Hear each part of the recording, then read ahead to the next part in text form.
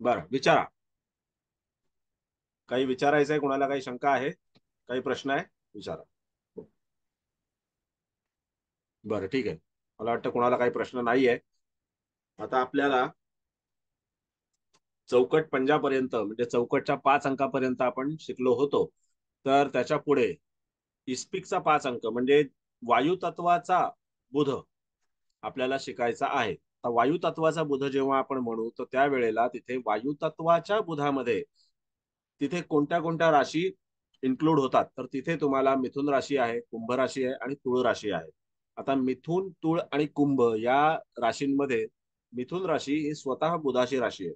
आणि जेव्हा आपण ह्या बुधाच्या राशीच्या बाबतीमध्ये एखादा प्रश्न हाताळतो किंवा आपण असं म्हणू की जेव्हा तिथे एखादा प्रश्न येईल तर त्याला ह्या 3 राशींच्या पठडीमध्ये आपण कशा प्रकारे तिथे बसवावं आणि कशा प्रकारे तिथे बसवून त्याचं आपण उत्तर तिथे जातकाला द्यावं. तर समजा जातकाचा असा प्रश्न असेल, बघा आता मी तुम्हाला डायरेक्टली प्रश्नाकडे का घेऊन येतोय, कारण तिथे प्रश्नाची आपल्याला थोडीशी सवय झाली पाहिजे की नेमका प्रश्न कशा प्रकारचा तिथे उपस्थित होईल. तर जातकाचा जर असा प्रश्न असेल की मी उत्तम ज्योतिषी होईन का, असा प्रश्न जातकाचा असू शकतो. आणि तिथे तुम्हाला जातकाला उत्तर देताना बुध हा ग्रह लगेच विचारात घेतला पाहिजे.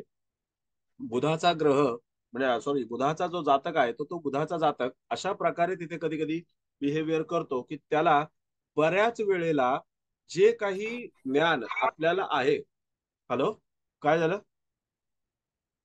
जे काही ज्ञान आपल्याला आहे तर त्या ज्ञानाच्या बाबतीमध्ये तो तिथे तो जे आहे त्याच्यापेक्षा थोडस जास्त दाखवण्याचा प्रयत्न करत असतो. ही बुधाची सवय आहे आणि तो त्याची झलक ही सगळीकडे पसरवण्याचा प्रयत्न करत असतो. ही बुधाची मुळातली सवय आहे. मग तो मिथुनेचा असो, कुंभेचा असो किंवा तुळेचा बुध असो. तर तो जे काही आपल्याकडे आहे त्याचं प्रदर्शन करणं हे बुधाला अतिशय उत्तम प्रकारे जमतं. कारण मुळात प्रदर्शन हा शब्द आणि प्रदर्शन हा भाग जो आहे हा त्याच्यामध्ये बुधाच्या अखत्यारीत येणारा भाग आहे. जेव्हा आपण बुधाचा विचार करतो तर तेव्हा बुध एखादी गोष्ट कशी प्रेझेंट करावी, कशी एक्झिबिट करावी, कसं त्याच्यामध्ये लोकांच्या समोर जावं आणि ते लोकांच्या समोर जाऊन तिथे लोकांच्या गळी कसं उतरवावं किंवा त्यांच्या मस्तकामध्ये त्याचं जे काही छाप आहे ती कशी पाडावी, याचं पूर्णपणे श्रेय जे आहे ते बुधाकडे जातं. म्हणून आपल्याला बुध ग्रहाच्या बाबतीत विचार केला पाहिजे की जेव्हा बुध असा प्रश्न विचारेल, बुधाच्या अखत्यारीत जेव्हा असा प्रश्न येईल की मी उत्तम ज्योतिषी होईन का, तर तिथे जातकाला उत्तर देताना पहिला विचार जो आहे तो तुम्हाला मिथुनेपासूनच केला पाहिजे. आणि मिथुनेपासून करताना तिथे विचार असा सांगावा जातकाला की तुम्ही ज्योतिष शिकायला लागल्यापासून किंवा ज्योतिष शिकत असल्यापासून तुम्ही तिथे चांगल्या प्रकारे लोकांशी संपर्क करून लोकांना तुमच्याकडे असलेली माहिती, तुमच्याकडे असलेलं ज्ञान प्रदर्शित करू शकाल आणि त्याचा वापर तुम्ही व्यापाराच्या माध्यमातून किंवा उपजीविकेच्या साठी सुद्धा त्याच्यामध्ये करू शकाल. त्यामधून तुम्ही इन्कम जे आहे किंवा अर्निंग जे आहे ते तुम्ही चांगल्या प्रकारे करू शकाल. मुळातच तुम्हाला एक व्यापारी अंग जडलेलं आहे. कारण तुम्ही जो प्रश्न विचारला आणि त्या प्रश्नावर जे कार्ड आलेलं आहे तर ते त्याच्यामध्ये व्यापारी अंग दाखवतं. त्यानंतर तिथे तुळेचा विचार करताना आपल्याला त्याला सावध केलं पाहिजे की तुम्हाला स्वतःला तिथे सावध राहावं लागेल की जेव्हा समोरचे लोक तुम्हाला भेटतील आणि ते तुमच्याकडून काही गोष्टी काढून घेण्याचा किंवा तुम्हाला काही गोष्टी विचारण्याचा, तुम्हाला काही गोष्टींच्या बाबतीमध्ये सल्लामसलतीसाठी विचारणा करतील तर त्यावेळेला ते केवळ आणि केवळ तुमच्याकडे असलेल्या ज्ञानाची परीक्षा घेण्याकरता किंवा कधी कधी टाइमपास म्हणून सुद्धा तुमच्याकडे येऊ शकतील. तर तिथे तुम्ही तुमची वेळ आणि ऊर्जा वाया घालवू नका, हे तुम्ही त्याला सांगणं आवश्यक आहे. त्यानंतर तिथे तुळेचा बुध हा असंही दर्शवतो की समोरची व्यक्ती मतलबी किंवा व्यापारी वृत्तीची असू शकते आणि व्यापारी वृत्तीची किंवा मतलबी बुद्धीची असेल तर त्यामध्ये हा माणूस सुद्धा त्याच अनुषंगाने जेव्हा जातो तर त्यावेळेला दोन्ही पैकी एक बुध जो आहे तो कुठे ना कुठेतरी फसतो. म्हणजे एकतर हा तरी फसेल किंवा तो तरी. त्यानंतर तुम्हाला तिथे कुंभेच्या बुधाकडे आलं पाहिजे तर त्याला तुम्हाला हे सांगणं गरजेचं आहे की तिथे चटकन एखादी गोष्ट शिकल्याच्या नंतर तुम्ही त्या गोष्टीमध्ये तरबेज आहात असा कधीही ग्रह करू नका. कारण तिथे शनीची राशी आहे. शनी हा अथक परिश्रमाशिवाय, अथक प्रयासाशिवाय, अभ्यासाशिवाय, सातत्याशिवाय कोणतीही गोष्ट जातकाला प्रदान करत नाही. आणि तिथे तुम्हाला जो इस्पिकचा पंजा म्हणजे इस्पिकचा 5 अंक वायुतत्वाच्या कुंभ राशीमध्ये जी अत्यंत प्रगल्भ अशी राशी आहे अत्यंत हुशार आणि परिश्रमी अशी राशी आहे. कष्टाने सर्व काही देणारी आहे आणि जे एकदा देईल ते कुणीही काढून घेऊ शकत नाही अशी राशी आहे. तर त्याच्यामुळे तुम्हाला या राशीमध्ये कष्ट करणं, अभ्यास करणं आणि मनपूर्वक सर्व गोष्टी करणं गरजेचं आहे. तर तुम्हाला हे आकाशस्थ ग्रहगोलांचं जे काही ज्ञान आहे ते उत्तम रीतीने प्राप्त होईल आणि कुंभ राशीकडे या सगळ्या गोष्टींचं ज्ञान असतं, छान असतं आणि त्यांना तिथे वायू तत्वाची राशी म्हणून, प्रगल्भ राशी म्हणून वाचन आणि ज्ञान आत्मसात करणे यामध्ये तिथे त्यांना उत्तम रीतीने फळ मिळू शकतं. हे तुम्ही जातकाला तिथे सांगणं गरजेचं आहे. आता मी हा एक प्रश्न घेतला आणि ह्या एका प्रश्नामध्ये तुम्हाला ह्या बुधाचं तिथे वर्णन करून सांगितलं. कुठल्याही तऱ्हेचा असा जेव्हा आपल्याला प्रश्न येतो, तर त्यावेळेला आपण त्याच प्रकारे तिथे त्याला वर्णन करू सांगायचं असतं. दरवेळेला तुम्हाला तीनही राशींचं वर्णन करता येईल किंवा करावं लागेल असं नाहीये. तिथे जातकाचा प्रश्न काय आहे? आता आपण जातकाला 3 पायऱ्यांमध्ये उत्तर दिलेलं आहे लक्षात घ्या. त्याचा प्रश्न होता, की मी चांगला ज्योतिषी होईन का? तर तू जे ज्ञान शिकत आहेस, तर ते तुला कसं प्रदर्शित करता येईल ही कला तुझ्याकडे आहे. लोक तुला समोरचे कसे भेटतील आणि तू त्यांच्याशी कसं प्रेझेंट होशील हे आपण त्याला सांगितलं. त्याच्यापासून सावध राहायला सुद्धा आपण त्याला सांगितलं किंवा लोकांना तो सुद्धा त्याच्यामध्ये काही व्यापारी वृत्तीने तिथे गंडवण्याचा गंडा घालण्याचाही प्रयत्न करू शकतो. हाही आपण त्याच्यामध्ये एक भाग सांगितला. त्यानंतर तिथे आपण त्याला कुंभ राशीकडे सुद्धा घेऊन आलो आणि त्याला अथक प्रयत्न, अथक परिश्रम जे आहेत, या सातत्य जे आहे याचा सुद्धा आपण त्याला तिथे अंतर्भाव करून सांगितला. म्हणूनच आपल्याला कुठल्याही प्रश्नाला 3 राशींचा वापर केलाच पाहिजे असं नाही, पण प्रश्न काय आहे आणि आपल्याला त्याच्यावरती कितपत उत्तर द्यायचं आहे, किती उत्तर द्यायचं आहे याच्यावरून आपल्याला तिथे ठरवलं पाहिजे की आपल्याला काय काय वापरायचं आहे. ओके. Hello sir. हा, बोला. आता हाच हाच प्रश्न चौकटचा 5 असेल तर आपल्याला मकर रास पण गृहीत धरावे लागेल ना?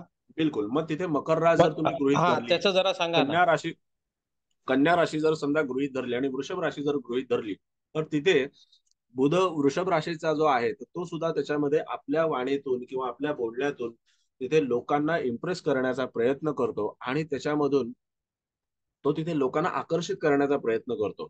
कधी कधी एखाद्याकडे काही ज्ञान नसतं, फक्त त्याच्यामध्ये एक टायमिंग असतो. हा टायमिंग जो आहे ना, हा त्याच्यामध्ये बुधाकडे असतो. बघा, टायमिंग ज्याला आपण म्हणतो ना, फिल्म मध्ये आपण म्हणतो ना, डायलॉग का टायमिंग अच्छा होना चाहिए. पण तो जो टायमिंग आहे ना, तो त्याच्याकडे असतो आणि तो बुधाकडे असल्यामुळे त्याला कुठे काय बोलावं, कुठे कुठला पंच द्यावा आणि त्याच्यामध्ये कसं बोलावं, हे बुधाकडे ज्ञान असल्याच्या नंतर तिथे त्या माणसाला आपल्याकडे असलेलं ज्ञान कसं प्रदर्शित करावं हे कळतं. आता हे कळल्याच्या नंतर तुम्हाला तिथे जर समजा वृषभ राशीतला बुध सांगायचा असेल, तर तिथे वृषभ राशीचं तेवढंस प्रभुत्व जाणवत नाही. फक्त वाणीच्या बाबतीमध्ये तुम्ही त्याचा विचार विनिमय करू शकता. वाणीच्या बाबतीमध्ये तुम्हाला खूप छान गोड बोलता येतं आणि तशा प्रकारे तुम्ही त्याच्यामध्ये प्रेझेंट होऊ शकता.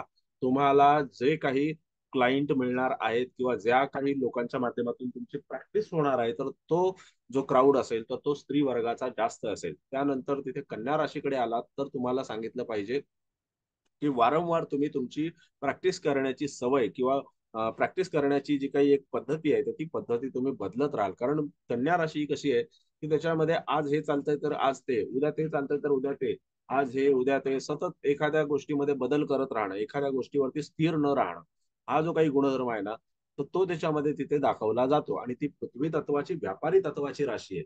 तर त्याच्यामध्ये तुम्हाला ही सांगितलं पाहिजे की तुम्हाला याच्यामधून अर्निंग तर चांगलं होईल, परंतु तुम्ही त्याच्यामध्ये तुमचं स्टँडर्ड मेंटेन करताना काळजी घेणं आवश्यक आहे. कारण बुधाला आपलं स्टँडर्ड कधी कधी मेंटेन करता येत नाही. स्टँडर्ड मेंटेन करणं हे कुणाला जमतं, तर त्याच्यामध्ये सूर्याला जमतं, शुक्राला जमतं आणि त्याच्यानंतर तिथे मंगळ हा स्टँडर्ड मेंटेन करण्यासाठी खूप कष्ट घेतो.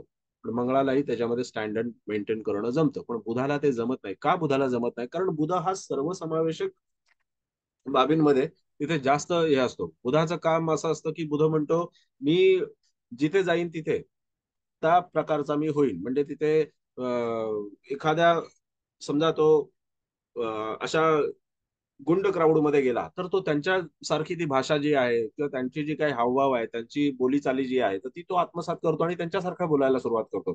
त्यानंतर जर समजा तो उद्याला 4 पोलिसांबरोबर राहिला, तर तो त्यांच्यासारखे हावभाव आणि आत्मसात ते त्या सगळ्या गोष्टी ज्या आहेत त्या आत्मसात करतो. ती विचारसरणी आत्मसात करतो आणि त्याच्या अनुसरून तो वागायला सुरुवात करतो. म्हणून त्याला तिथे एक स्वतःची जी काही एक क्वालिटी जी आहे तर ती त्याला मेंटेन करताना खूप कष्ट येतात. परंतु या सगळ्या गोष्टीमध्ये बुध हा स्वतःलाच कधी विसरत नाही. तो नेहमी एक गोष्ट लक्षात ठेवतो की या अमुक एक गोष्टीतून माझा फायदा आहे का, आणि जर त्याचा फायदा असेल तरच तो त्याच्या बाबतीमध्ये तिथे पुढे गोष्ट करतो, नाहीतर मग तो करत नाही. आता तुम्ही जर मकर राशीकडे आलात तर मकर राशीचा बुध हा शुद्ध व्यापारी तत्वाचा आहे. म्हणजे तो कन्येच्या या बुधापेक्षा सुद्धा तुम्हाला जास्तीत जास्त यश देणार आहे आणि लॉंग टर्म पर्यंत यश देणार आहे. असं नाही की आज सुरू झालं आणि उद्या संपलं. म्हणजे काही काही ज्योतिषी मी असे पण पाहिलेले आहेत की त्याच्यामध्ये अगदी एक दीड वर्ष 2 वर्ष असे दणक्यात प्रॅक्टिस करतात, हे करतात, ते करतात, काय काय बरेच बरेच काय काय करतात, पण त्याच्यानंतर मग एकदम बारगळून जातं, मग परत कधीतरी 1.5-2 वर्षांनी उगवतात. तर तसं नाही. प्रॅक्टिसला एकदा सुरुवात झाली की ती कंटिन्युअसली चालू राहिली पाहिजे. आज एक पत्रिका, उद्या एक पत्रिका, परत 2-4 दिवसांनी एखादी पत्रिका, परत 3-4 दिवसांनी एखादा टॅरो किंवा वास्तू जे काय असेल ते, हे असं कंटिन्युएशन मध्ये चालू राहिलं पाहिजे. हा भाग त्याच्यामध्ये तुम्हाला कोण देतो, तर शनी सारखा ग्रह देतो. आलं लक्षात. मग तिथे तुम्हाला शनीच्या बाबतीमध्ये विचार करणे गरजेचं आहे. आणि तिथे मकरेचा जर बुध आपण विचारात घेतला तर मकरेच्या बुधाला तिथे ही गोष्ट चांगल्या प्रकारे जमू शकते. ओके, ठीक आहे कुलकर्णी साहेब. येस. Thank you sir. आलं लक्षात. बर, आता त्याच्यानंतर आपल्याला जो बुध पाहायचा आहे म्हणजे पंजा, बदामचा पंजा पाहायचा आहे. आता जेव्हा आपण बदामचा पंजा पाहणार तर त्याच्यामध्ये बदाम मध्ये काय काय येणार, कर्क, त्यानंतर वृश्चिक, आणि त्याच्यानंतर तुम्हाला तिथे मीनेचा बुध येणार. आता ज्या वेळेला तिथे प्रश्न हा कोणता असेल, आता एक जनरल कुठलाही असा प्रश्न विचारा, माझं असं होईल का, माझं तसं होईल का, असं नाही, एक जनरल कुठलाही असा प्रश्न विचारा की म्हणजे जो प्रश्न आता मी कसं विचारलं, मी चांगला ज्योतिषी होईन का, असं नाही का. मग त्याच्यामध्ये आणि तो आपण एक प्रश्न म्हणून घेतला म्हणजे हा प्रश्न तुमच्याशी निगडीतच असला पाहिजे असं नाही, आपल्याला शिकायचं आहे त्याच्यासाठी तुम्ही एक व्यवस्थित प्रश्न विचारा. आपल्याला या तिन्ही राशींचा त्याच्यात विचार करता येईल. कुणी प्रश्न विचारा, नवीन एखाद्या व्यक्तीने प्रश्न विचारावा अशी माझी अपेक्षा आहे. हॅलो. हा बोला. व्यक्ती हॉस्पिटलमध्ये आहे, लवकर बरं वाटेल का? बरं, ठीक आहे, ओके. आता व्यक्ती हॉस्पिटलमध्ये आहे, लवकर बरं वाटेल का, असं आहे की त्याच्यामध्ये जेव्हा कर्केचा बुध आहे आणि तो कर्केचा बुध तिथे आपण विचारात घेतो तर त्या वेळेला पहिल्यांदी तुम्हाला हे पाहिलं पाहिजे की त्या व्यक्तीशी बोलून चालून त्याला तिथे धीर देऊन त्याला तिथे सांत्वन करून त्याला सहानुभूतीची आणि सांत्वनाची अतिशय आवश्यकता आहे. आणि त्या सहानुभूती आणि सांत्वनाच्या नंतर ती व्यक्ती तरतरीत होईल, त्या व्यक्तीचं अर्धा आजारपण जे आहे ते त्याच्यामध्ये पळून जाईल. अति गंभीर आजार असेल तर तो अति गंभीर आजार हा त्याच्यामध्ये असा समजावा की तो जलतत्वाच्या बाबतीमध्ये किंवा रक्ताच्या मधला दोष किंवा हृदयाच्या बाबतीमध्ये असलेला काही जो दोष आहे किंवा हृदयाच्या बाबतीमध्ये असलेले जे काही डिसीज आहेत तर त्याच्या बाबतीमध्ये तुम्ही विचार करू शकता. त्यानंतर तिथे मानसिक आजार जो आहे म्हणजे तिथे बुध आणि जलतत्व त्यांचा मानसिक आजार जो आहे तो तुम्ही त्याच्यामध्ये विचारात घेऊ शकता. कसं की त्याच्यामध्ये माणसाला जास्तीत जास्त स्ट्रेस असणं किंवा जास्तीत जास्त काही गोष्टी ज्या आहेत तर त्यांचं त्याने टेन्शन घेणं, तिथे काही वेळेला काही काही गोष्टींचं माणूस इतकं टेन्शन घेतो की त्याला त्याच्या हृदयाच्या कार्यक्षमतेवरती परिणाम होऊ शकतो. अशा तऱ्हेचा जो भाग आहे तो तुम्ही लक्षात घ्यावा. म्हणून त्याला सहानुभूतीची आणि सांत्वनाची अतिशय गरज आहे, आधाराची गरज आहे, हे ध्यानात घेणं आवश्यक आहे. त्यानंतर वृश्चिकेचा जर आपण बुध त्याच्यामध्ये अभ्यासण्याचा प्रयत्न केला की वृश्चिकेचा बुध हा नेमकं काय करेल, तर वृश्चिकेचा बुध असं करेल की त्या व्यक्तीला तिथे दुसऱ्याला टेन्शन देऊन स्वतः मात्र तो निश्चिंत राहील. त्याच्या ह्या आजारपणाच्या काही गोष्टी सांगण्यामागे किंवा आजारपणाच्या बाबतीमध्ये तो काही स्वतः जास्त विचार करत बसणार नाही. तो म्हणेल की आता माझ्या हातामध्ये जे काम आहे ते मी काम पूर्ण करीन आणि त्याच्यानंतर मग तिथे पुढे काय असेल ते बघून घेईल. अशा तऱ्हेचा त्याचा भाग असेल ना, तो स्वतःवरती तिथे जास्ती औषधोपचार करून घेईल किंवा तो त्याच्यामध्ये घाबरून जाईल. अशा तऱ्हेचा वृश्चिकेचा हा बुध आहे. आणि त्याच्यामध्ये जर समजा आपण आजाराच्या बाबतीत म्हटलं की नेमका त्याला कोणत्या प्रकारचा आजार किंवा कोणत्या प्रकारचा डिसीज झाला असेल तर त्याच्यामध्ये तुम्हाला हे सांगता आलं पाहिजे की याला तिथे ओटी पोटाच्या संबंधी किंवा तिथे ज्या ठिकाणी आपण तिथे जननेंद्रियाचा भाग किंवा प्रजनन इंद्रिय जी आहे तर त्यांचा भाग आपण तिथे पाहतो, तर त्याच्या बाबतीमध्ये जातकाला काही आजार आहे का, ह्याच्यात आपण तिथे काही अलर्जी किंवा आजार किंवा काही गोष्टी आहेत का याचा विचार केला पाहिजे. कधी कधी अशा जातकाला विसराळूपणा किंवा त्याच्यामध्ये काही वेळेला ऑटिझम नावाचा एक प्रकार असतो बघा. काही वेळेला मुलांना तिथे काही गोष्टी ज्या आहेत त्या लवकर समजत नाहीत किंवा काय, तर अशा प्रकारचा जो भाग आहे तो पहिल्यांदा ना असा होऊ शकतो, परंतु नंतर त्या मुलांची कार्यक्षमता जी आहे तर ती वाढते नक्की. आणि त्याच्यामध्ये तुम्ही जातकाला सांगू शकता की तुम्हाला इथे काहीही तसं घाबरण्याची गोष्ट नाहीये, कारण बुध हा बुद्धीचा कारक आहे, विचार क्षमतेचा कारक आहे, आणि तो वृश्चिक राशीत असल्याने पहिल्यांदा विचार क्षमता ही थोडीशी ते डिस्टर्ब असते, परंतु ती डिस्टर्ब असल्याच्या नंतर जेव्हा हा बुध प्रगल्भ होत जातो, विकसित होत जातो, तेव्हा मात्र हा त्याच्यामध्ये अनेक लोकांच्या पुढे निघून जातो. त्याच्यामध्ये कुठल्याही तऱ्हेने त्याला अडचणी येत नाहीत. ओके. तसाच मीनेचा जर बुध असेल तर मीनेचा बुध हा सगळ्या गोष्टींचं ज्ञान घेण्याच्या मागे पहिला असतो, की मला हे कळलं पाहिजे, मला ते कळलं पाहिजे, अमुक एक गोष्ट कळली पाहिजे, तमुक एक गोष्ट कळली पाहिजे. प्रत्येक गोष्टीचं वाचन करणं, प्रत्येक गोष्टीचं ज्ञान आत्मसात करणं, अनेक गोष्टींवरती चर्चा करणं, कारण चर्चा करणं हे बुधाकडे येतं. आणि त्याच्यानंतर तो तिथे अशा प्रकारे हे करतो. मग जर समजा आता मी आजारपणाच्या तुमच्या प्रश्नाकडे येतो, पण पहिले हे वर्णन करतो. मग तिथे हा जो बुध आहे, मीनेचा बुध, हा तिथे चर्चेच्या बाबतीमध्ये किंवा ज्ञान घेण्याच्या बाबतीमध्ये, एखादी गोष्ट फॉलो करण्याच्या बाबतीमध्ये तिथे जास्तीत जास्त काटेकोर असतो. कधी कधी मीन राशीमध्ये असलेला बुध हा स्वतःला व्यापाराच्या बाबतीमध्ये तिथे गुंतवून घेतो, परंतु त्या व्यापाराच्या बाबतीमध्ये कधी ना कधीतरी त्याला तिथे नुकसान जे आहे ते सहन करावं लागतं, कारण बुध हा मुळातच व्यापाराचा कारक आहे, आणि तो जर मीन राशीमध्ये असेल तर तिथे जातकाचं आर्थिक नुकसान व्यापारामध्ये कधी ना कधीतरी होतच, हे निश्चित आहे. म्हणजे त्याने केलेली इन्व्हेस्टमेंट म्हणा किंवा त्याने त्याच्यामध्ये व्यापारामध्ये गुंतवलेले काही पैसे असतील किंवा काय, तर त्याच्यामध्ये सुद्धा नुकसान होऊ शकतं. एखाद्या वेळेला त्याला एखादं काम मिळणं आणि ते काम मिळाल्याच्या नंतर त्या कामाची जबाबदारी पार पाडता पाडता त्याच्यामध्ये त्याला प्रॉफिट न होणं, कधी कधी नफा न होणं, हा सुद्धा या बुधाचा प्रॉब्लेम आहे. अशा तऱ्हेने तुम्हाला त्याच्याकडे पाहिलं पाहिजे. आता आजारपणाच्या बाबतीत जर आपण विचार केला तर आजार जो आहे हा मीनेच्या बुधाला तिथे पायांच्या बाबतीमध्ये होऊ शकतो, आणि त्यानंतर तिथे जातकाला डायबिटीज वगैरे हा जो काही प्रकार आहे तर तशा प्रकारचा जो काही आजार आहे तर तो त्याच्यामध्ये जातकाला होऊ शकतो. कारण धनुराशी किंवा मिथुन राशीमध्ये धनुराशी किंवा मीन राशीमध्ये जर समजा तिथे बुध असेल तर तुम्हाला या बाबतीमध्ये तिथे विचार करणं गरजेचं आहे. मग तिथे नक्कीच त्या जातकाला असा विकार असेल का किंवा असा आजार असेल का, तर तिथे शक्यता तशी कमी असते, परंतु भाग असा होतो की अशा जातकांच्या मनामध्ये तिथे बऱ्याचदा शंका येत राहतात.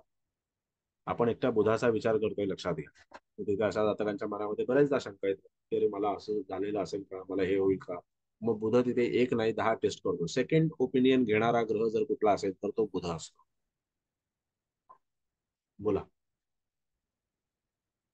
हॅलो, भोईर साहेब बोला. हॅलो, आवाज येतोय? हो, येतोय सर. ओके. येतोय येतोय सर. लॅपटॉप बंद पडलेला, आता मोबाईल वरून लावलं. पण बरोबर. मी काय सांगतोय आता, बुधाची जी मानसिकता आहे, बुध जरा विचारपूर्वक काम करतो. चौकडचा हा. जर पंजा असला आणि त्यावर आजार पण बघायचा असला तर मग तिथे कशा एक नाक कशा कान. कशाचा? चौकडचा जर पंचा असता हा. आणि तिथे आजार पण बघायचं असतं, मग तिथे नाक कान घसा याचा विचार करायला पाहिजे. आता चौकटचा पंजा जर असेल तर तिथे चौकट म्हणजे काय झालं की चौकट म्हणजे त्याच्यामध्ये पृथ्वी तत्व झालं. मग तुम्हाला तिथे नाक हो, कान वृषभ घसा, राशी. हा याचा जबड्याचा, त्याच्यामध्ये तुम्हाला हो तिथे दाढ किडली का, हिरडी दुखते का, हिरडी हो. सुजले का, हिरडीमध्ये पू झालाय का, अशा तऱ्हेचा पण भाग तिथे तुम्हाला होऊ शकतो. कॉस्मेटिक प्रॉब्लेम आहे का, आजारपण म्हणजे मग त्याच्यामध्ये वृषभेचं नाक किंवा त्याच्यामध्ये कन्येचं नाक, ह्या लोकांकडे तिथे नाकाची सर्जरी वगैरे करून घेणं किंवा नाकाच्या आजूबाजूचा किंवा ओठांच्या आजूबाजूचा जो काही भाग आहे ना, तर त्याच्यामध्ये थोडासा उतार चढाव किंवा त्याच्यामध्ये थोडासा फुगीरपणा असणं, हा भाग त्याच्यामध्ये दाखवला जातो. आणि मग कन्येचा विचार करताना मग तिथे मग जरा खर्चाऊ बाब विचारात घेता येऊ शकते का? काय काय? कन्येचा जर विचार करायचा हा असला बाबा, चौकट हा म्हणजे वृषभ कन्या आणि मकर ह्या 3 राशी येतात त्यामध्ये ना. हा हा. हा. तर आता कन्येचा जर विचार करायचा असला तर जर पंजा असेल आणि हम्म. कन्येचा विचार करायचा तिथे खर्चाऊ बाब विचारात घ्यावी का बाबा आजारामध्ये खर्चाक नाही, थोडं. जातकाचा पैसा आजारपणामध्ये तिथे खर्च होईल, सेकंड ओपिनियन वरती जास्त खर्च होईल. हा डॉक्टर हा. बरोबर बोलतोय का तो डॉक्टर बरोबर बोलतोय, याच्यामध्ये तो जास्तीत जास्त तिथे कन्फ्युज होऊ शकतो. कन्फ्युज बुधाचा होईल. माणूस हा जो आहे ना, हा एक नाही. बुधाच्या माणसाचं आजारी पडल्याच्या नंतर आणि हा. आजारपणावरती ट्रीटमेंट सुरू झाल्याच्या नंतर त्याची भाषा थोडीशी कॅल्क्युलेटिव्ह असते. मी बुधाच्या माणसानं असं बघितलेलं आहे. काल औषध घेतलं त्याच्यानंतर मला एक 10% बरं वाटलेलं आहे, एक 25% बरं वाटलेलं आहे, एक 40% बरं वाटलेलं आहे. ह्या असं असं. गोळीने मला एक 10% बरं वाटलं. मग बुधाचा माणूस हा डॉक्टरला पण तिथे सल्ला द्यायला जातो की मला याच्यावरती अमुक एक गोळी बदलून द्या. म्हणजे असं. तो डॉक्टरी शिकलाय का हा डॉक्टरी शिकलाय तेच कधी कधी कळत नाही. त्याच्यामध्ये तो त्याला सल्ला देतो, मला जरा औषध बदलून द्या. तिथे त्याला डॉक्टर परत एकदा सांगतो की बाबा नाही, मंगळाचा डॉक्टर असेल तो सांगतो मी औषध बदलून देणार नाही, हा कोर्स 3 दिवस पूर्ण करा. मग बुधाचा माणूस काय करतो, लगेच दुसरा ऑप्शन शोधतो. असं असतं. मी हे सही है काही सर, एकदम एकदम हा, परफेक्ट. ही अशी लोक अशा प्रकारे तिथे भाषा करत असतात. हॅलो. हा. आता मग आता जे आता आपण कार्ड काढल्यानंतर त्या ग्रहाचं कॅरेक्टर आणि त्या ज्या ज्या राशी आहेत त्या त्या राशीमध्ये काय काय बघतो, जे कुठला आजारपण असेल, व्यवहारिक ज्ञान कसं आहे त्या राशीला, त्यानुसार आपण उत्तरं द्यायची ना ही सर्व. बिलकुल बिलकुल, आता हे तर तुम्हाला बेसिक मध्ये सगळं आहे ना, की आपण हो हो त्याच्यामध्ये काय सगळं काय आहे. करतो. हो. तर कुठल्या राशीवरून आपण काय बघतो, कुठल्या राशीवरून आपण काय नाही बघतो. त्याच्यानंतर तिथे आता काही वेळेला काही लोक सिंह राशीवरून हृदय बघतात, मला ते त्याची कमालच वाटते. जर सिंह राशीवरून हृदय बघायचं तर मग तिथे पाठ कुठून बघायची, मणका कुठून बघायचा, म्हणजे ह्या सगळ्या गोष्टींचं एक एक जर समजा अवयव आपण खाली उतरवत गेलो तर कसं चालेल. असं नाही ना चालत. मग तिथे जर आपल्याला जठर पाहायचं असेल तर ते जठर आपल्याला किंवा डावी बाजू, तर ती त्याच्यामध्ये कन्या राशीकडेच आपल्याला गेलं पाहिजे. मग ती कन्या राशीच तिथे ती दर्शवते. सप्तम स्थान म्हटल्याच्या नंतर तुळ राशी, तुळ राशीकडे गेल्याच्या नंतर तिथे आपल्याला नाभीच्या आसपासचा आणि नाभीचा परिसरच दर्शवला जातो. मग वृश्चिक राशीच्या कडे गेल्याच्या नंतर ती आणखीन त्याच्या खालचा जो भाग आहे ओटीपोटाचा तो दर्शवते आणि त्याच्या आसपासचे अवयव. मग तिथे तुम्हाला ही जी बेसिक माहिती आहे ना, ही आपल्याला असलीच पाहिजे. ही आपल्याला असलीच पाहिजे. आता तुम्ही सगळे लोकांनी बेसिक केलेलं आहे, तुम्ही सगळे लोकांनी तिथे काय काय काय काय कोर्सेस केलेले आहेत आणि तुम्ही सगळे लोक बेसिक शिकलेले आहात आणि साधारणपणे तुम्ही माझ्याकडे पण ग्रह राशीचं विवेचन असा तुम्ही कोर्स जो होता तो बऱ्याच लोकांनी केलेला आहे. त्याच्यामध्ये आपण बरंच वर्णन केलेलं आहे. तर मेडिकल ऍस्ट्रॉलॉजी हा जो भाग आहे तो मी आता लवकरच सुरू करणार आहे. Medical astrology, thank you sir, thank you. Medical आणि आज एक ऍस्ट्रॉलॉजी सुरुवात केल्याच्या नंतर तिथे तुम्हाला मेडिकल ऍस्ट्रॉलॉजी किंवा आणखीन एखादा कुठला विषय करीन सुरू, पण मेडिकल ऍस्ट्रॉलॉजी मध्ये फक्त आणि फक्त आपण त्याच बाबतीत विचार करू की मेडिकल मध्ये म्हणजे ह्या सगळ्या गोष्टींमध्ये आपल्याला काय पाहता येतं, कोणते विकार, कोणते आजार आपल्याला त्याच्यामध्ये पाहता येतात. एकच मिनिट जरा.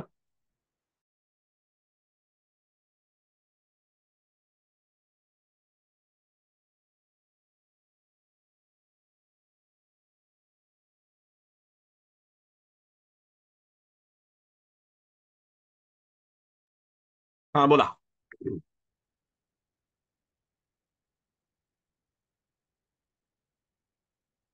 हॅलो.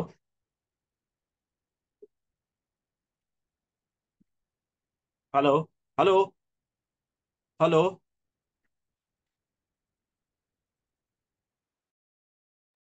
हॅलो. हॅलो.